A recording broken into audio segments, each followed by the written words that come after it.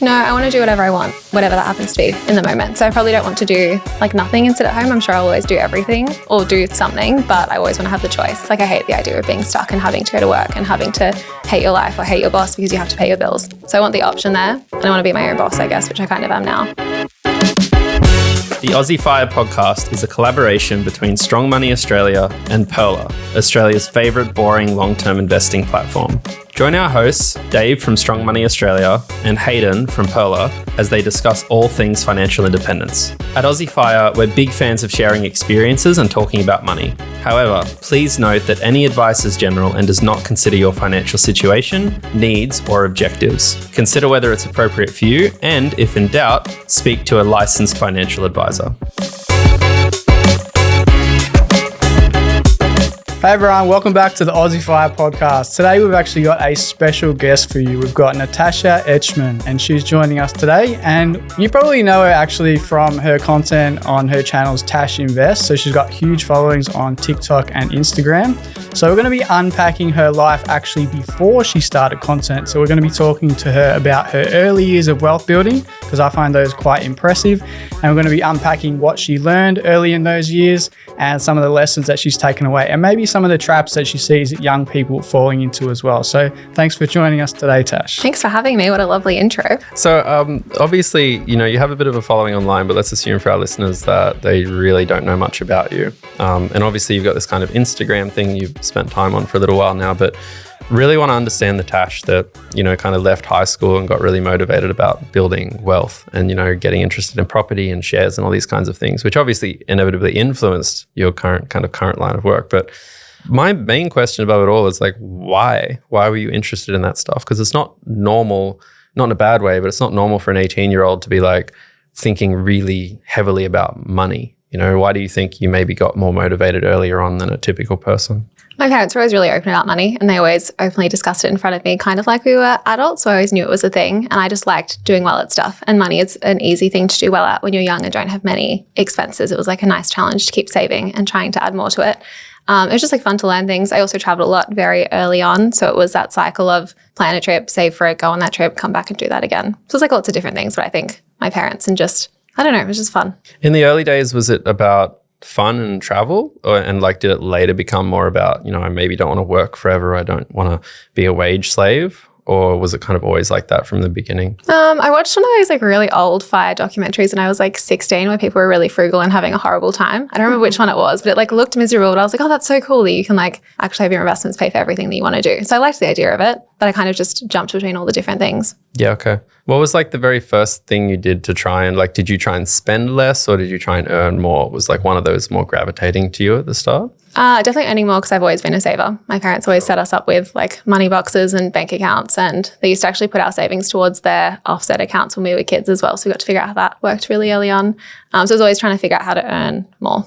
Right. So when you were a kid, they took your money and put it in the offset. Yeah. Did they give you the interest for that? Yeah. Dad had a spreadsheet. We split the interest, so they saved money and we got to make some money. But your point is seeing the spreadsheet and talking about it made you just think about money. Right. Wow, that's super cool. So would you technically then started investing at a super young age, because that sort of offset account situation is like if we count that. Yeah, that's super cool, because even the idea and the concept of my money is earning money is so powerful that a lot of adults don't even practice that concept in their life, right? So to have that exposure and that, I suppose, practice and habit at a very young age, that's super cool. Yeah, and just being aware that it even exists and it is an option. I remember my dad was telling they were talking to his friends about shares, and I was like, what's a share? And I think I was like 10 or something, and he got out a tomato sauce bottle and tried to give me the analogy of you can buy 1/10 of this tomato sauce bottle, which makes no sense when you're a 10-year-old, but it stuck with me. So it's just like them being open about money being a tool and a fact and part of everyday life.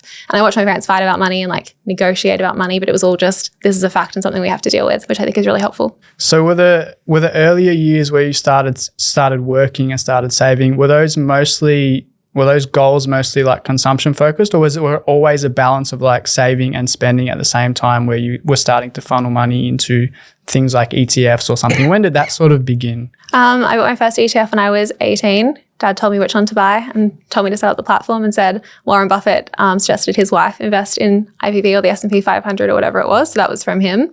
I liked watching my bank account balance go up. So it was always about trying to save and watch that grow without really an actual purpose for ages. Yeah. I don't know if you had the same experience as me, but when you see your savings account grow and then you see the interest come in, that interest just feels like, wow, free money from the we're sky. making And money. it's even more motivating. Yeah. Yeah. But even before I started working, I would always save my like birthday and Christmas money, and I was always asking for money because I wanted to add it to my bank account as well. So it was like even pre that. So I like, always what had do you want for Christmas? You're like, money. cash. Yeah, more money. So you were never really motivated by like big spending then. You were always kind of interested in saving and investing. That was super attractive. What were you picturing using the money for? Were you like picturing the holiday? Were you picturing the house? Were you picturing a car? Like honestly, not much. I just wanted like the option to have the money there when I changed my mind. It was always like the money is there for something. Don't really know what. I would change my mind like all the time. Like yes, for a holiday, I would never spend it all on a holiday. Maybe it was like the house, but I also didn't know if I actually wanted to buy a house. It was just like I liked the idea of having it there. So you were just chasing like kind of more and more freedom and optionality in your life over and it was also just what we were told to do. It was just the thing you did. You were save just money. doing what you were told. Yeah, it makes sense to save money. And I was like an overachiever, so I loved saving more money and being able to be like, oh, look at my bank balance, Dad. That was fun. Yeah, it sounds like you really put a lot of this on your parents positively, right? Like oh in yeah, no, terms of definitely. like, yeah. And even though they weren't perfect with money, at least they told us about it. Did you find that weird, like going to your friends' houses as kids and everything was like quiet or cagey? Yeah, I was always the kid who was asking all the questions when other people were like, you get to a house and you're like, what's this house worth? And they'd be like, who are you? What do your parents earn? Yeah, exactly. But people answered it sometimes, which is fun. Speaking of like interacting with other people, what were like the biggest points of frictions you might have had socially with your friends? Like, were you ever working a lot and people were like, why are you working so much? Were you ever trying to save money and people were like, just spend more? Like, where did that hit your day-to-day life when you were younger? Those my frictions? mom used to tell me to spend more money. That was always fun. And she told me to work less as well and live my life, but I feel like I was living my life anyway. Yeah. My friends always understood. It was just like the thing that I did because I did it from so young. It was never a big change where I started working lots. Right, it was I'd like always part worked of lots. your identity to them. Yeah, yeah. because I graduated school when I was like, I just turned 17. So that whole first year of uni, I couldn't go out with my friends. So I was just working heaps. And then it just continued from there. That really helped, I think. Yeah, okay. And speaking of your friends, did you have any other friends that were in a similar sort of, they had an upbringing that was like yours where their parents talked about money and they had that exposure to those concepts at an early age, or were they more sort of like normal people, let's say, that didn't really speak much about money and so they didn't really have those concepts in their brain? Yeah, not really, not to the same degree, I guess. Like some people knew about it and had savings, but no one was really investing that I knew that young. Apart from the guys with their stock group chats where they were talking about stock tips of the week or something, there were some of those going on. And so would you try and bring this up with your friends? And if so, what was their reaction? Only if they asked. Like if they kept being like, how are you going on holiday every single uni break? Then I'd be like, well, because I work a lot. And then we'd talk about it from there. But I was never like, oh, you should do this stuff. It was more they would come to me because I was gone a lot during uni, which was fun. The biggest friction point though was my high school boyfriend at the time because he didn't want to work that much and didn't want to save or invest. And I kept going on holidays without him. So that was an interesting time. Because he had no savings. Yeah, and my opinion was if you don't want to save for it, then I'll just go anyway. Yeah. And he was welcome to come. But. Yeah, that's pretty funny. During that period, were there things where you felt like you went too far that you like reflected on later? Or were you just pretty happy with it all? I feel like I still did a lot of stuff. Like, yes, I was really, really busy, but I worked a lot and I traveled a lot and I still went out with my friends. I just like didn't have much free time, which I think is fine. Yeah, sure. Yeah. So you more so, because some people would approach it from another angle where they would, like you said before, maybe those people that save too much and then they have a somewhat miserable existence. So you tried to basically have a life that was as good as possible and then you would make up for that on the income side of things by working more I didn't even like think about it that much. Okay. Like I liked the challenge of working. I liked getting new jobs. I liked like learning new things and I liked traveling and I liked doing whatever I wanted. So it was like all of it together just worked kind of well. And I know that's not very helpful and I know a lot of people don't have that experience, but it was just like fun and it worked well and there wasn't that much thought to it. I mean, getting addicted to saving money is a pretty good addiction. Yeah. As far as addictions. If you have to pick one. It was hard buying my apartment though because that was the first time I ever watched my bank balance go down.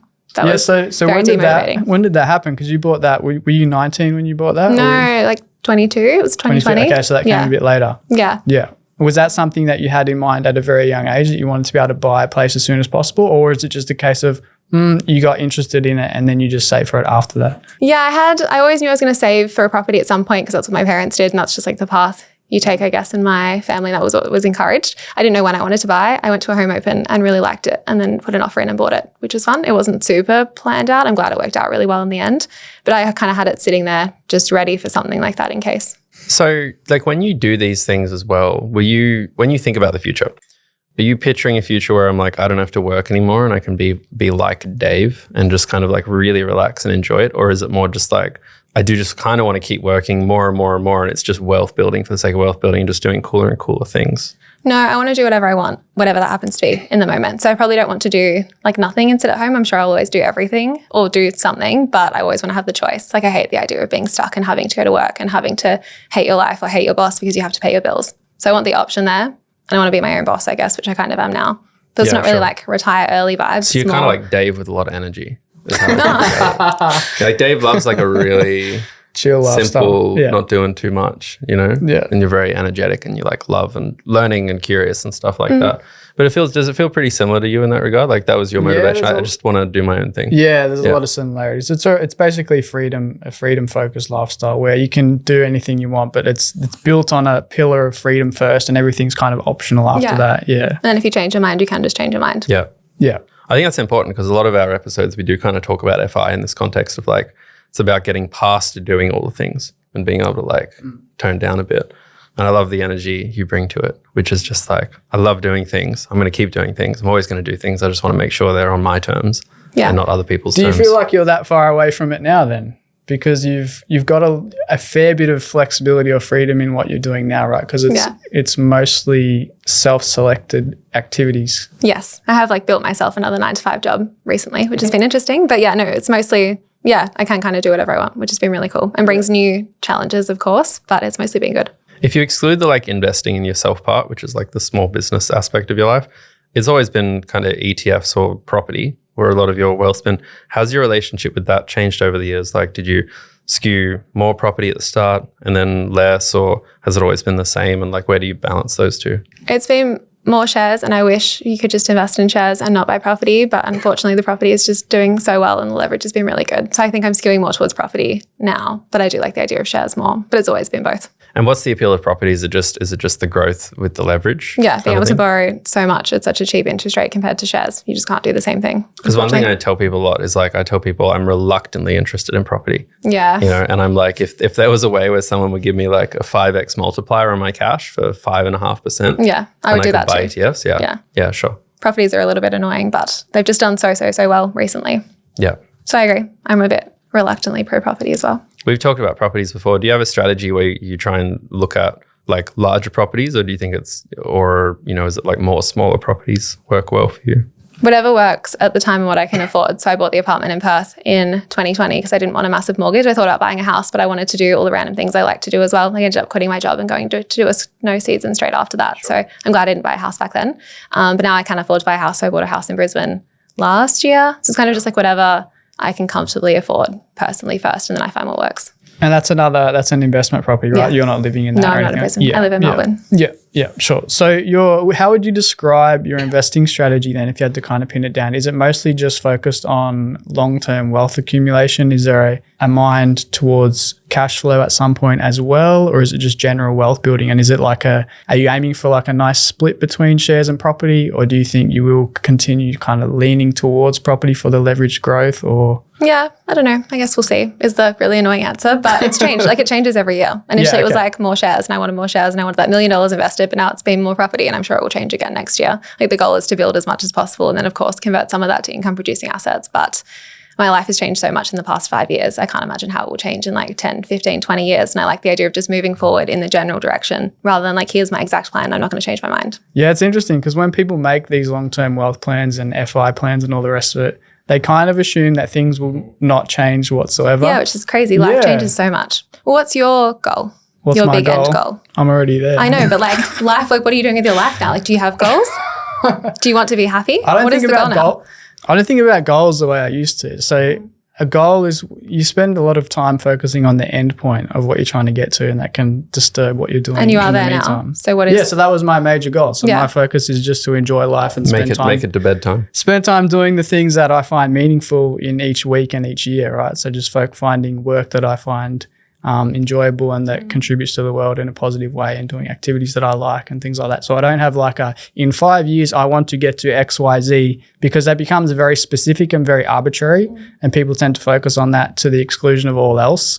And I'm the type of person who probably would do that because that's what I did with FI. where I just focused on that and I didn't care about anything else. So I find that goals can be less useful at a certain point. And I would like to, kind of like what you just said about focusing on the general trajectory you'd like to go, but not putting anything so specific on it that it kind of limits you in some way. Yeah. What's your goal, Hayden? I don't know. Some number of single digit millions eventually. I don't know how much, but Yeah. it's something in that. Like 10 million's an absurd amount of money and 1 million's not enough these days. And there's some figure in between that I'm figuring out. It depends on children. It depends on, maybe I'll develop really expensive habits like Ubering. Like Uber. Or something like I've that. already started Ubering too much. Already there.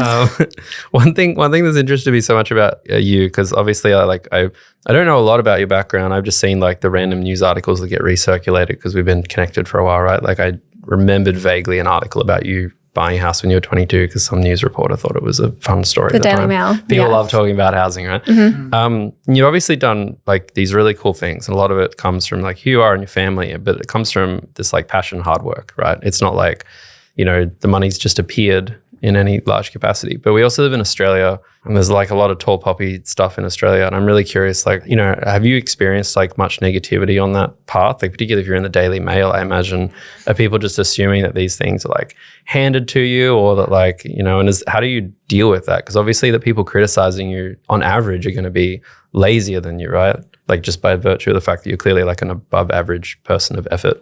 What a compliment. Above average person of effort. Yeah, like how do you Putting it deal on. with that? Like, Aussie tall poppy syndrome coming down on you? Because people don't like young people buying houses when they can't buy a house. Yeah. I think it's just being really clear about what I want to do and why, and that I know that I'm on the right path, so it doesn't quite matter what people say. Like I think it would have been really hard if I did this when I was younger, but now I'm quite sure of my decisions that I make before I publicly talk about them online, so that's easier. People are really negative. I think it's really hard to scroll past a reel of me being like, I'm this age and I have this much money and my really happy voice. Like that triggers people a lot, which is very understandable. Money is hard for a lot of people and I understand that. And often people will project and put that on you. And people will be negative about like literally everything, not even just me having money. Like how I look, how I say something, just me existing. It's just like part of the online world, Was which is that so helpful unfortunate. at some point? Like when you started to realize that the negativity was just negativity? Like you could say anything. You could be like, I'm here today at the elephant sanctuary. And people would be like, Jesus. Can't do that. Yeah, exactly. Because then you can just ignore it, right? Because it's meaningless. Yeah. I had two very different sets of grandparents. One was very, very well off and the other one was very not well off. And it was very interesting seeing how they both spoke about people who had money. Like one side of my grandparents would be like, oh, they're so rich and they're horrible people and how evil of them, blah, blah, blah, to anyone who had wealth. And then the other ones would just like go about their lives and not care what other people were up to. So it was modeled very early on that the people who were very upset and angry at the world were often the ones who weren't doing well. And that's why they were doing that. Mm-hmm. It's amazing how often that attachment of negativity gets put on people with money from people who don't have money. You're just assuming terrible things about these people. Oh, they only care about X, Y, Z, and oh, they must have ripped people off or scammed people. And just, it's amazing the projection that's being put on anyone who, like Hayden said, is above average effort and gets above average results in life, right? It's fascinating. The quote of my parents is always like, do you want to be like these grandparents or the other grandparents whenever we made any decision ever, like Foxtel? We couldn't get Foxtel if we wanted to be like one set of grandparents. So it was interesting seeing life through that lens of who do you want to be more like? Yeah, that's super interesting to have that comparison to always be thinking about in the back of your mind. Yeah, probably a bit mean, but yeah, it was good back then. Worked well. Did you have people outside of your family that inspired you, whether they were people you knew or people online? Or I think I grew up in a very interesting set of circumstances, I guess. Like I lived overseas with my parents and my dad worked for gold mines. So we were in very like isolated communities with a lot of people who were also overachievers or who also had like quite good backgrounds or were doing really well with life. So I think that really helped. Everyone around initially was doing quite well. I lived in PNG for a while and everyone had a boat and a jet ski and we'd all hang out and like everyone was like an engineer or a metallurgist or some kind of gold mining professional. So I think that was really good to see people wanting more from life. And the kids at school who I went to school with back then, they were also very motivated academically, which was really helpful. Since then, I don't know, like there's people who do cool stuff, but I don't look up to like one role model or anything. yeah, it's really interesting. I mean, it reminds me of that thing where it's like, just surround yourself by people you want to be like. I mean, not that you did that as a child, but like, if you surround yourself with people of certain types, you'll just naturally gravitate. Yeah, it's happened towards with stuff I'm doing now. Like I never thought I'd write a book. And then all of my friends around me started writing books. And I was like, okay, I can actually do this now, which is very helpful. Yeah, like I spent time around Dave and And now Hayden's writing a book. no, and Coming soon. he helps me calm down because I'll be like, oh, what time are you free today, Dave? And he's like, got nothing on. Mysteries. Yeah, that's the way to do it. I'm open. Back to the that was a lighthearted moment, mate. But back to the negativity for a Cut minute. it out. Do you get lots of hate? Nah, not a lot, but I'm probably exposed to a lot less people than you are. So I probably have a more of a little fire bubble, I would say, where it's like most people are on generally the same sort of wavelength, less random, Yeah. like mainstream normal people, I would say, that you get exposed to. Yeah. But yeah, what I wanted to say was, do you think that some of that negativity is coming from this general sense in society that there's basically zero chance for young people to build wealth? Do you think basically young people have been convinced that it's not possible for them to improve their lot in life, and that's why they're so angry and they take it out online against people like you or rich people that they perceive as kind of either oppressing them somehow, or like they've got all the money so I can't get any money and this sort of thing? Yeah, definitely a little bit. I think with social media, it's really challenging if your feed is very, very negative and all you're seeing is articles around house prices going up, life is getting really hard. I think it's all about perspective a little bit as well. And maybe it's hard if you don't have money and you feel like you don't have money and you can't travel and see the rest of the world, but it is challenging if that's all you're hearing and it's all your friends are saying and it's all your parents are saying. So definitely part of it. Because that becomes its own influence and echo chamber too. Yeah. A lot of people focus on lots of things they can't control, I guess, instead of what they can control, which is hard. I've been trying really hard the last few years to, because I used to be very angry when I was young at people with money. You were angry. Yeah. Can't imagine you being angry. That's like young, like I like see people with money doing cool things and I'd, be very like screw the world kind of thing, because, I'd feel disenfranchised. And it's like, as I've gotten older, and obviously building wealth helps with the anger naturally, but I'm trying to get better at like, if I see like someone on YouTube who's doing like a review of like a Dubai hotel on the beach or something, just this like thing that feels I could never do that. I try and much more be like, okay, I'm really happy for them and I just hope I can join them. Whereas I feel like I nearly wanted to pull people back when I was like really young and poor. I'd see like a rich person with their house and everything. We should all be renters because like this, I can't be a renter. It's amazing you even turned the corner in the first place, because I think a lot of people get stuck in that mindset and they never come out of it. So it's amazing you're able to, I suppose, make progress in the other direction and build wealth, and then your mindset changed after that. It's just crazy how negative people are. Like it's I have a friend who's a nurse and she's like earned nurse salary for a while, gone through like a horrible relationship breakup where like lost a lot of her money through the estate settlement or whatever. She's just bought an apartment recently, and by all measures like middle lower class kind of thing. And they were telling me that their sibling was like criticizing them for being wealthy, part of the wealthy class now.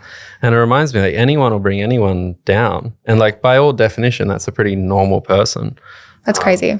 Yeah, and it's like crazy because I'm sure sometimes you look at people who are negative or feel like they can't achieve it and you're like, no, just let me help you. Just do the thing if you want to do the thing. But it's hard to change people's mind. It is. Like I've always looked at things, if someone's doing something, I've thought that's cool. Now I can probably do that too because someone has proved that it's possible to do. And that's really hard mindset for other people to develop if you come from different backgrounds and you've not kind of had people role model that to you. Yeah, because I've probably had a somewhat similar upbringing to you, like fairly simple, fairly low income kind of situation. But I was kind of angry in the sense that I want to be in that position, but I wasn't like, I didn't have that vibe of wanting to pull people down or anything like that. It was more like a frustration of how, but it was always like there was some curiosity there at least that I guess my mind was open to be like, there just has to be information that I can find somewhere that's going to help me get closer to where these people are. Yeah. Yeah. The more I meet successful people, the more I realize how average they are. And that's been really, really, really cool, getting to meet lots of really cool people and being like, wow, you literally can do whatever you want once you decide to do it. And of course, there's barriers and it doesn't apply to absolutely everyone ever, but mostly a lot of us can just do things if we decide we want to. Do you find it hard? Like, because I imagine what's difficult is when people see that, you had good parents and not everyone has good parents. And then they just immediately assume that everything that happened to you is like fate to some extent. How do you like help people delineate that you're like, yeah, obviously there's some elements of my life that helped this. And without that, I might be further behind where I want to be. But then there's all these other amazing things you've learned about spending and saving and working hard. And like, how do you focus in on that with people? Like, how do you give young people advice who say, well, I didn't have, parents that can help you. And now I'm 24 and I'm Well, there's always an excuse. Like someone will always find an excuse for something. Yeah. There's all random ones. Like I have to pay for glasses and other people don't have to pay for glasses. Like you've all got pros and cons to everything. Yeah. So it's trying to not focus on those little things. People always pick it apart. People hate on me for moving out when I was 22. Apparently that was too late. Oh, like they think you got your head start because you didn't have to pay You rent weren't for a while. independent enough, young enough. Yes.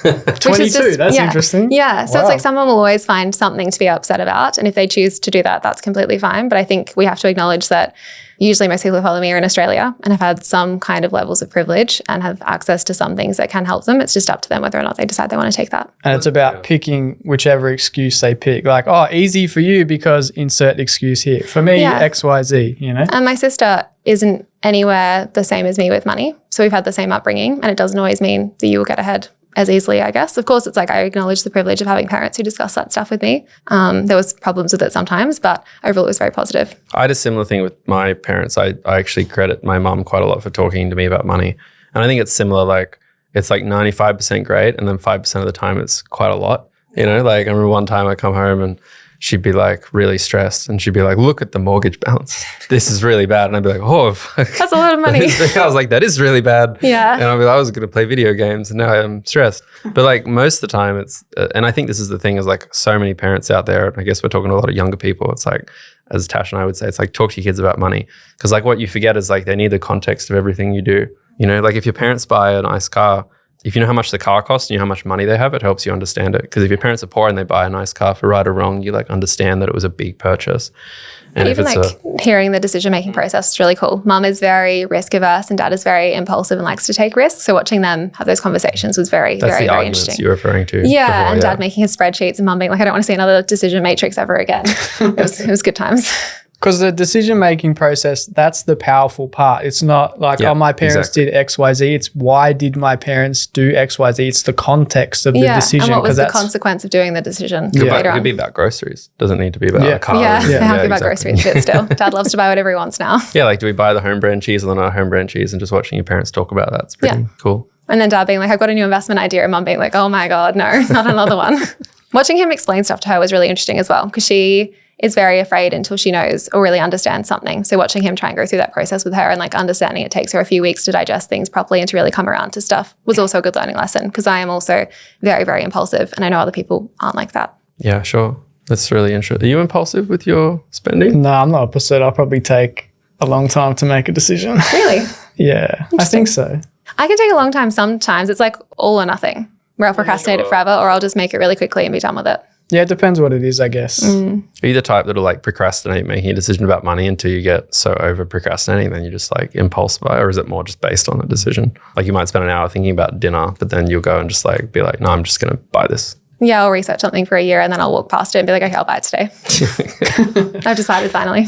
What's one of the most like, what's a spend you've made or something you bought that really did eat you up? Because you were like, because obviously if you're a saver when you're young, as you know, we all get older, we all start to spend more. Is there something you bought that you were just like, this feels wrong because it's so much money? I'm sure there's a few, but any come to mind? I don't think so. Yeah. I feel like I move on from stuff pretty quickly and just accept that like that was shit, but I've moved on. I can't even think of anything that was a waste of money. Right. I'm So sure it's there not is. like you're like, I don't think I've ever made a mistake. You're more just like, Oh, I've made mistakes for sure. I just don't want to dwell on it. It's pointless. Yeah, Kind of thing. I've moved on. Like there's lots of things I could have optimized better, but I think it's all part of the process of figuring it out. So That'd be nice. Yeah. I'm like the opposite. I'll like think about it for years. really? Yeah. What's one of yours? I'm trying to think. It's Dave, do you buried have in one the of these? trauma No, mind. I don't worry about stuff like that. Yeah. No. It'll be like if I buy like I get like an upgraded seat on a bus, and then I get on the bus and the upgraded seat's not as good as the other seat. Like it's barely better. Yeah. And I was like, that was a waste of 20 You'd bucks. be fuming for ages. Yeah. Yeah. Yeah, very harsh. Yeah. It's good. I think it's a great way to be, to like move on from mistakes. And Yeah. do you think it's mostly you're angry at yourself or you're angry at the situation? If you feel angry like at you've got myself. ripped off or whatever, it's The at problem yourself. is like you're feeling the 18-year-old that had no money. That's I guess I never had no. Yeah, money. that might be it. Yeah. 'Cause Yeah. It's not like me as a 32-year-old that's stressed. It's like there's that little kind of kid in me that knows that that was like fucking disaster yeah, to okay. like, you know, spend that money. But you're an adult now. I know, but it's funny that there's like So that you little don't have person that in you. automatic, because I suppose I have that in me somewhere, right? Where you're like worrying somewhat about small amounts of money and worrying about it if you've made the wrong decision. But when something like that happens, I somehow automatically apply this filter of like the context of my situation. I'm like, oh, doesn't matter. I think it's, if I'm to unpack it, not that I want to dwell on me too much, it's like it's the decision. It's when there's decisions involved. Like I'm very good when mistakes happen, like just a genuine mistake. Like if I get cash out of a Woolies checkout and I just forget to take it, it's like $100. I'll get over it instantly. Oh, that would eat me up. No, but I'd be like, oh, it was just like a whoopsie. Why isn't booking the bus seat not Because just a I feel whoopsie? like I thought about it and I made like a really thoughtful, critical decision about value, and I like got it wrong. I'd be fuming if I forgot, like, because I hate being No, forgetful. but like if I drop something or if I smash a it. plate or I accidentally like trip over and hit my head into the TV and the TV explodes or something. Has I'm that like, happened before? Sorry? Is that- okay. He's very accident prone. Not that I'll share. I am quite accident prone actually sometimes. But no, it's funny just talking about it. The concept being like it's interesting how it affects different people. Yeah. Like you and I seem nearly inverted there. Where like if I'm like an active decision maker and I make a mistake, I hate myself for it. But if it's an accident or I leave money or I drop something, if I drop my wallet and there's money in it, I feel like it was just a literal whoopsie. That was just a whoopsie. I'm like, yeah. But how are you meant to know the bus seat is meant to be worth it? Like you can read reviews, but you never actually know until you do it. Well, that's usually the problem is if I read a lot, because then I feel like I've really made like an informed. You wasted time as well. Yeah, exactly. Yeah, the time element's massive because I feel like I was spending the time to get a good value thing. Yeah. And then you realize like it wasn't even a good value thing and it didn't really. You're more invested in the decision. Yeah, so I've had to start being careful how much time I spend trying to save money, because every minute you try and save money is a minute that you need the money saving to be more worth it, which is really tricky. Then it's probably not worth wasting time hating yourself after. You should just move on. Is how I kind of think about it. That's a great way. This is just turning into a counselling session. Yeah. Very interesting. No, you're turning into my idol at this point with all this kind of stuff. Just which is moving good. on. Speaking of decisions, has your decision-making process or your approach to personal finance, money in general, has that changed over the years as you've built a bit more wealth? Or has it been very consistent the whole way through? The process? Yeah, just how you think about spending decisions, how you think about investing decisions. Has it changed as your wealth has expanded? I don't think so. I still just try a lot of things all the time. If I have an idea, I'll just kind of do it and see what happens and then go from there. So I don't think it's really changed. I do more stuff and I spend more money than I ever have before, but it's not really a different process. And so how do you keep that? Do you keep it kind of in context of your situation? Do you have a certain percentage of your income that you like to save and spend to where you'd be like, I don't mind spending this much because I'm still saving this much? No, I have like investments automated. It's not really a percentage, and I have my 2 mortgages to pay, but it's not really like I have to invest a certain amount. Like it's changed so much. Like I was at uni, I was like earning a bit of money, which was really nice. And then when I did a snow season, was earning less. COVID happened. I started like doing Instagram full time. So I was earning less then. Like it's changed so much. So it's never like a fixed percentage. It's just like what's going on in my life now and what can I invest? I'm a lot more lenient with myself, I guess. Have the ETFs changed that you invest in? Yeah, I've bought so many. It's been fun. Do you still have them? Like, are you Yeah, I've kept them all. So the ones you like, I shouldn't have bought that in the first. Like, My poor accountant. Yeah, Well, it's all like very similar. They're all just like basic ones. I've just like changed which way I wanted to do it, I guess. Now I just buy a diversified one so I don't go in and tinker with it too much because that's what I was doing. Right. Trying to optimize. If I just gave you 10 grand now, you go put it in just one of those just diversified in like ETFs. DHHF at the moment. Yeah. So your investment decisions have been simplified now? Yeah. Yeah, sure. Yeah. To stop me going in and being like, oh, I can change 2% here and 3% there. Yeah, that's the tricky part when I think people get very enthusiastic about investing. Almost every investment starts to look interesting. You're like, oh, what's this? Maybe There's I'll more. put some money here. I'll put some money there. And then I you've can got like save 20 different 0.001%. holdings. Yeah. You're like, I don't need all of these. Later you realize, and then you just start culling it back. Yeah. Do you ever get tempted to like, because I went from the whole like buy all the ETFs and then I went straight into DHHF. And then about 6 months after that, I felt really claustrophobic. And then I've started doing just like VAS IVV type of stuff. Do you ever get that feeling of like, it'd be nice to have just slightly more control? Or are you like just 100% all in on this like one size fits all type ETF approach? I've kind of moved on with my excitement of ETFs. So I spent a few years being really excited and caring a lot. It's just not fun to think about ETFs It's just like doesn't give me the same like, wow, this is so cool. Because I've like thought about it for a lot. Like I started investing 10 years ago. Like it's been a long time. Yeah, DHHF works great. Yeah. Yeah. And I only started doing that like maybe 2 years ago. But now I think about property and I'm thinking about the business stuff and there's more I can do there. Like you can't be excited about everything at once. Because you have to think about how much upside that tinkering is going to have. It's pretty minimal, if anything. You must think about property a lot more at the Now, moment. yeah. Than if you've kind of done with your fun ETFs. It's more because I just started a mortgage broking business. So yeah, I'm thinking about property a lot these days. How do you decide where, I mean, you two have engaged with property significantly more than me at different points. How do you decide where you want to look for property next? The apartment was where I just wanted to live. Yeah. So that worked out well. That was The Brisbane first one. in Perth. Yeah, I used a buyer's agent for that one. The Brisbane one used a buyer's agent. Yeah. Yeah. So if you were like going to buy a third property sometime, next year in 10 years, how do you decide? Do you just guys should buy something not in Perth and Brisbane to start? I have been debating buying in Melbourne or Brisbane for the next one. I don't love some things about Melbourne, but I also think it might do well in the future.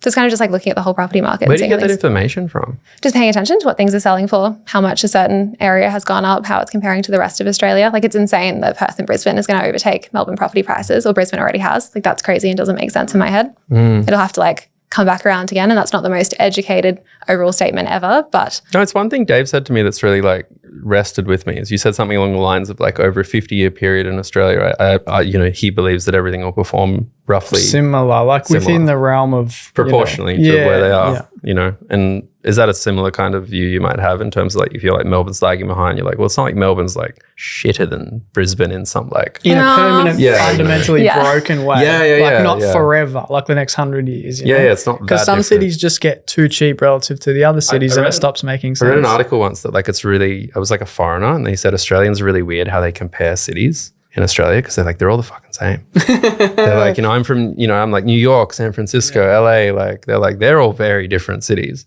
Because I go between like Sydney, Brisbane, Melbourne, and they're all kind of the same. Yeah, I had a lot of friends who moved from Brisbane and Melbourne to Perth when property was really cheap a few years ago because they wanted a better lifestyle and to be able to actually pay off their mortgages. Sure. And now that's changed. It's a good arbitrage if you can do it, if you don't mind the moving. Yeah, or just buy an investment somewhere else. But Would you ever look at like if you say wanted to live in Sydney in the future, would you ever go, I'm going to think of investment properties in a place I might want to live, so I'm at least in that market? I don't want to live in Sydney, but maybe if I did. Sydney. Or it could be Adelaide. Could be no, I wouldn't buy somewhere like that for an investment. I think with investments, it's better to just look at it as an investment. Like I didn't even see the Brisbane one before I bought it. It was more just like a numbers thing. As soon as you start attaching any emotional value to it, that makes it a bit tricky, I think. If that's your longer term plan and that's what you want to do, that's great, but it's not how I think of it. Can you help me with the buyer's agent thing? Because like I get nervous about spending money on Uber Eats to get something delivered, right? So you don't want to spend 17 grand on a buyer's agent? So I'm like, oh, well, Uber Eats, I'm going to go pick it up. Why would I pay someone $6? That's such a waste of money. So then when people talk to me about buyer's agents, I get like cold shivers, You're paying for an unfair advantage with a buyer's agent. But is the idea economically, is it like they're going to find me a house, a property that's below market? Or is it that like they're going to find me the right thing so that over time the cost will amortize because it'll perform better than if I tried to find a good performing thing myself? Yeah.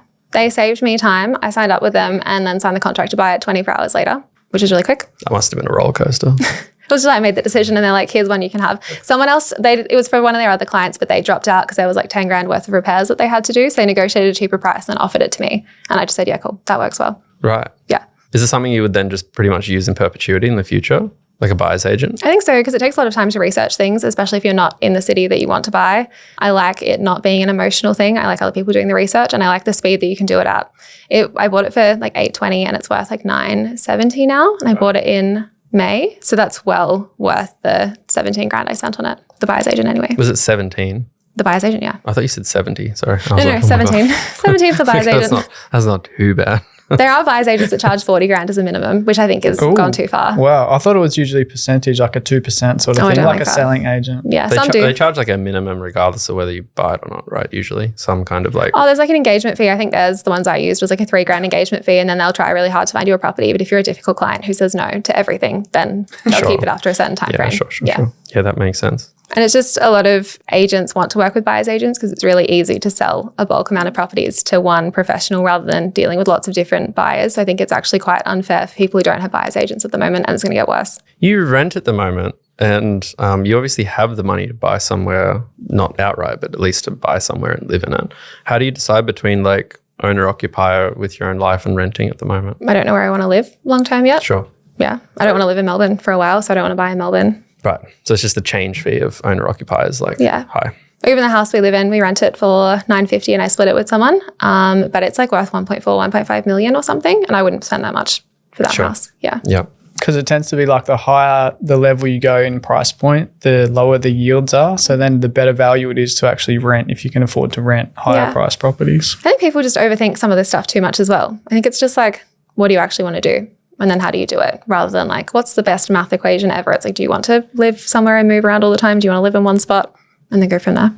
I think it's great. I mean, renting is underrated. So I'm always glad when we talk to people who are comfortable renting. And there's obviously that ideological, layer that people add to it as well when it comes to home ownership versus renting. Yeah, I'm sure I'll own a home to live in one day. Money and all that. Yeah. Did you grow up in the same house a lot of the time? A lot of your childhood? From the age of 13, yes, but we moved around a lot when I was younger. Oh, that's right. Yeah. So I find that really interesting because one thing I'm always curious about when I talk to people about their appetite with renting or not is what their housing security situation was like as a kid. Mm-hmm. So like I lived in one house from like when I was 1 till 6, and another house from like 6 till 12. And then we moved like 9 times in the next 6 years. And then I've never lived anywhere that long term. And therefore I don't mind about renting, because I'm just like, I'm used to moving around. And it's interesting, hearing about your background. I'm curious, do you think all those like moving around when you were younger make you kind of not crave like a really strict home, like a forever home as much as a typical person? Yeah, I guess so. I've never thought about it too much, but yeah, things always work out. And I like to try stuff. Like, how do you know where you want to live? Things always work out. Things. Yeah, I love that phrase because I think that's at the core of it. Like, it's not like someone who moves around rentals is like, this is fun, but they just like know it's going to be okay. Yeah, something will happen. Yeah. If I need to buy a house, I'll buy a house, but things will work out. Yeah. It's interesting because that could scar other people to the point where they're like, I moved around so much when I was young. I just want something stable for the next 10 or 15 years. People obviously, if you don't know where you want to live, then that's fine. That's another kettle of fish. But the idea of, that stability, I think would be super attractive to some people if they moved around constantly when they were young. I think that, that's true. Yeah. So it could go either way. It just depends on the personality, I would say. What was your childhood like, Dave? Did you move a lot? We probably moved every 4 years, I would say. Renting? So it was like, yes, renting. Yeah. Was it positive or negative? It was just was non-eventful, I would say. Did you find the same thing as me, as like you got so used to knowing all the stuff you had and how to pack it? I mean, 4 years is a while, but like moving is like, once you move a few times, you're like, moving is not as bad as I pictured it. Did you have that experience, or were you like, moving sucked? No, I didn't have any negative. Did you have any feelings? Nah, feelingless. It was so chill. I don't know, nothing bothered me. I'm going to talk to your mum. You must have been the best kid to raise. Have you lived in the same house for a while now? Right now I've been in the same house for 4 years, and before that lived in the previous house for 5 years, and before that lived in that house for 6 or 7 years. So you got like a real steady 4 to 6 years. I never thought about that. Are we all just repeating our childhoods? It's interesting. Maybe, yeah. So Hayden, you're due to move. Yeah. Twice before the end of the year. Yeah, exactly. Rapid succession. Just back to the younger people thing, I wanted to ask what you think is some of the things that people get trapped by, like a young person starting out in life. Do you think it's certain beliefs that they've been convinced of? Do you think it's like the situation that they're in that they find it difficult to improve? Do you think they just struggle with poor spending decisions, like a lack of education around finances? Where do you think are the main kind of, hurdle points for those people? So many things, but I guess social media is on my mind at the moment. It's really easy to scroll and feel like you're missing out on absolutely everything and everyone's living a better life than you. And then to think, wow, that will never be me because I don't have all of this money. I don't have the parents who did that. I'm just stuck working this job that I hate. So I think it's just consuming that level of content and then getting so stuck and not making decisions. I also think things seem really, really overwhelming at the moment. And some people just don't take the first step because they're like, wow, that's too hard and not going to be for me. So I think we need to focus on smaller things we can do immediately a little bit more. Okay, so just epic levels of FOMO and then being overwhelmed at not knowing exactly what to do first. Yeah, also me and my comments are, people have followed me sometimes for 4 or 5 years and they'll still comment and be like, I don't know where to start. And that blows my mind a little bit. So it's not starting, not taking action, but then also just comparing to everyone else or thinking, what's the point I'm going to die? What's the point World War III will start soon?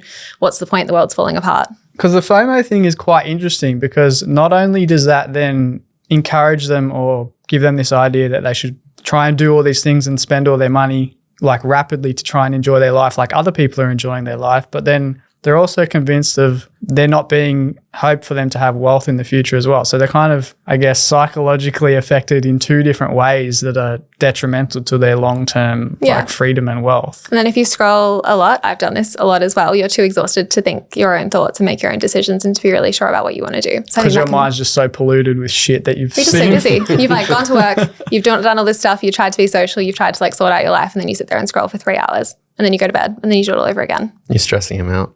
Do you scroll on social media? I hate it. After 3 minutes, I'm like, oh, fuck this.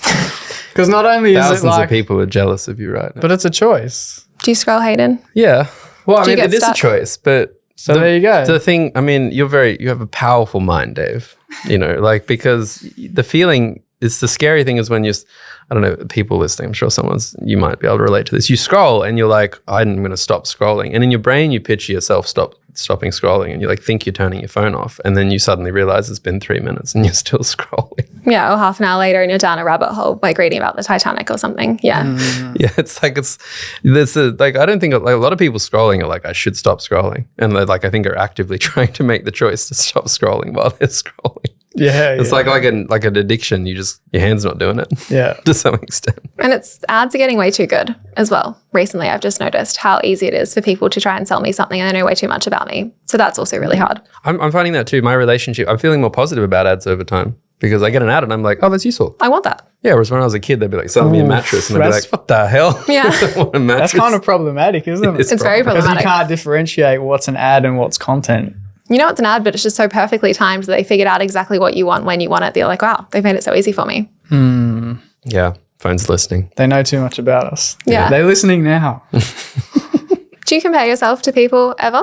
Do you have that problem? I think everyone subconsciously does it whether they want to or not because you're aware of your own life and, you know. Do you actively do it and think, wow, these people have these things? Not really. I might see something and be like, and then decide, do I want that or do I not want that? It's not like, oh, I wish I was like them. It's not like that sort of thing. It's more about if I wasn't exposed to something before and then I get exposure to it, I'm like, oh, that might be interesting. Well, there's more options, more things. Yeah. But it's not like, oh, I don't get like that FOMO of like, oh, I need to do that because I saw it 12 times. Like other people are doing it.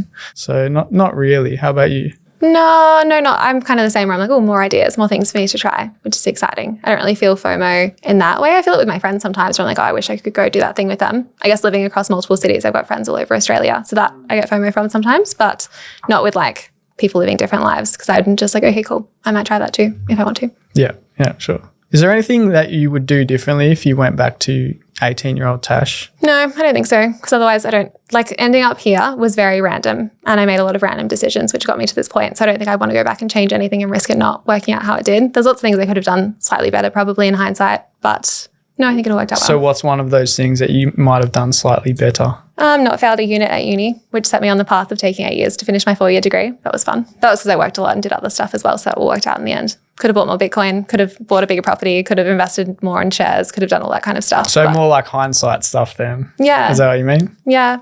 But no, like everything's worked out pretty well, which is good.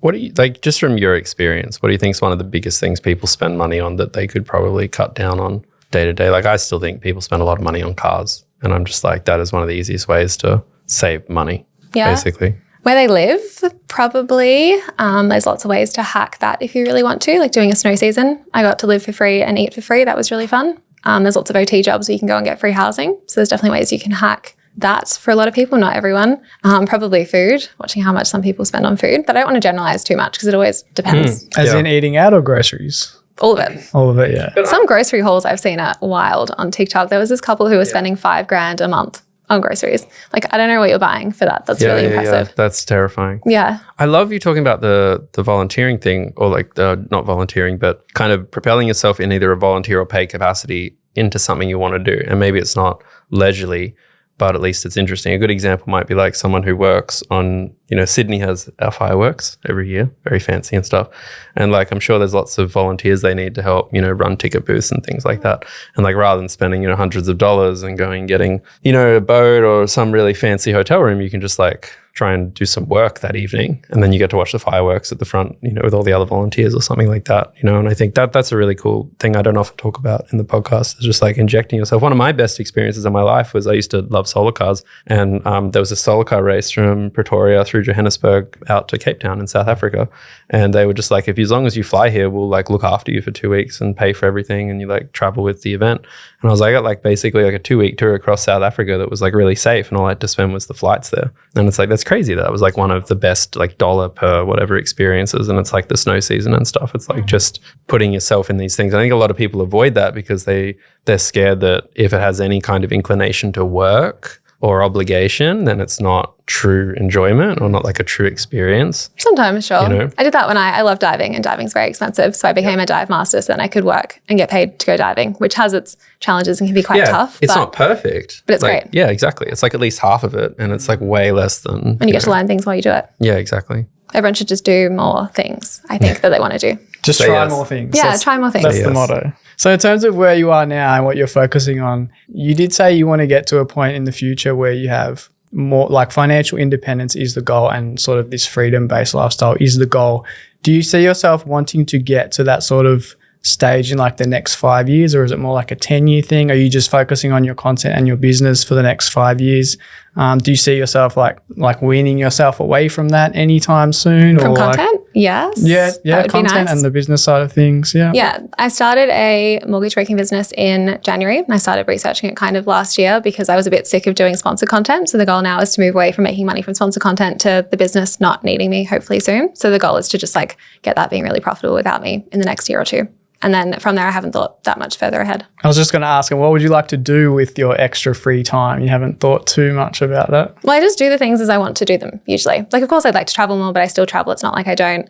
I've got a few more expensive hobbies I want to try that have been on the list that I've been putting off just so I only let myself have one expensive hobby at a time so I don't pollute it too much. Okay, that's an interesting rule. Yeah, well, I only get excited about things for a year or two and then I get bored. So there's no point being excited about 3 different things at once if I could stagger them out a little bit more. Sure. What's the one that you want to try? What's the next one on the list? Kite surfing, and I want to learn how to skydive properly. What's kite surfing? Is that where you're on like a When you're like on the wakeboardy thing and then you hold the so big like instead of kite a thing. boat, Yeah. it's a kite But pulley. it's like a few $1,000s to buy like the proper kite and set up, and you've got to pay for lessons, and it's got a steep learning curve, it seems.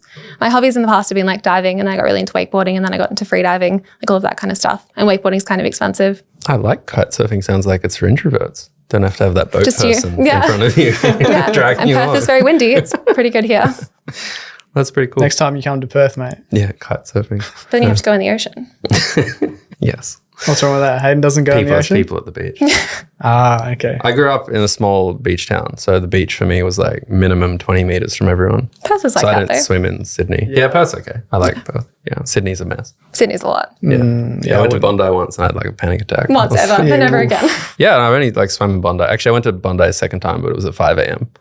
It was great. But it's very busy there at like 5:36 when all the fitnessy people Yeah, I wasn't come there out. long. Okay. You're there in the dark before the sun had risen at all. Nearly, yeah, nearly. No, it's good. I mean, honestly, I think you've been very interesting to talk to. I'm hoping if people are listening to this that they can really take away just your enthusiasm more than anything else, right? Because it's really easy to be self-defeatist with, I can't do stuff. And obviously everyone has barriers to work through, but whatever barriers you have, it just affects your end result. Doesn't mean you can't do a lot towards it. So Yeah. thanks for kind of sharing so much about you too. Some people don't like to post stuff on the internet, but not you. I looked at you very intensely there. But yeah, do you have anything you'd want to like just encourage people to before we wrap up? Or do you feel like you've kind of covered Kind of everything? just said it. I think just do more things. Do more things. More things. Say You yes. can fail more. Yeah. Try more things. Figure out what you actually like. Yeah, if it's not going to threaten your life, it's probably going to be, some kind of learning experience. Yeah. And you can meet so many other people. It's good. Yeah, for sure. It sounds like just try things, keep learning, and try to figure out a way that you can get everything you want, not just one or two things at the same time. Yeah. I think particularly for our anxious listeners too, because the more stuff you do, The less anxious you get. Yeah. exactly. Like a lot of anxious people these days for lots of reasons, and just exposure is the best way Yeah, to I solve think I that. forget how anxious I used to be about stuff. I found a video of me like kind of crying about when I moved out of my apartment because I was like, oh, this is a big deal. Like I left my apartment that I lived in for a year by myself. I'm going to move interstate. And I don't reflect on that being a stressful time, but it like was stressful watching that video being like, oh, wow, I did like feel a lot of feelings back then. But then you kind of move on and get over it. And it's fine. Yeah, for sure. Like I tell people all the time, I actually bought my apartment because I was too worried that I would be too anxious to buy a house one day. That was like a big part of it. Because I was like, if I just save and save and save until I want to buy a house when I'm 40, I'm going to like panic. Because it and will not feel buy like it. too big Yeah, of I'd a be like, decision. oh my God. Yeah, whereas like the apartment was like just enough that I could handle. And now when I think about buying a house one day, I'm like, it's all right. This is just the same thing, but bigger. And it will be anxious, but that's it's like, interesting. Yeah, it was totally the same for me, having the apartment and then now the house. You just build up your tolerance to life and things. Yeah, for sure. That's awesome. So the next purchase is like the building that we're recording this in. Not just yet. One day maybe. Well, thank you for joining us, Tash. It's been a real pleasure. Thanks for having me. Hope you enjoyed this episode of the Aussie Fire Pod. If you have any questions you'd like to ask Tash, Dave, or I, or just anything about finance in general, you can reach out to us in the show notes or in the description. There's a link there. Alternatively, you can email us, hello@aussiefirepod.com, or you can reach out to us on socials, Dave at Strong Money Australia or myself at Perla. Hope you're enjoying these case studies. We'll try and keep doing them, try and keep making them interesting, and we'll catch you on the next episode. See you guys. We hope you enjoyed this episode of Aussie Fire. For more FI inspiration, head to perla.com to browse our resources, calculators, and community insights. Perla is an authorized representative number 1281540 of Sandland Private Wealth Pty Ltd with AFSL number 337927. Knowledge is power, especially when investing. So always seek advice and/or check out the relevant disclosure document for any financial product, including the PDS and TMD before deciding. These are available from the product issuer's website. When you invest, your capital is at risk and past performance is not a reliable indicator of future investment returns.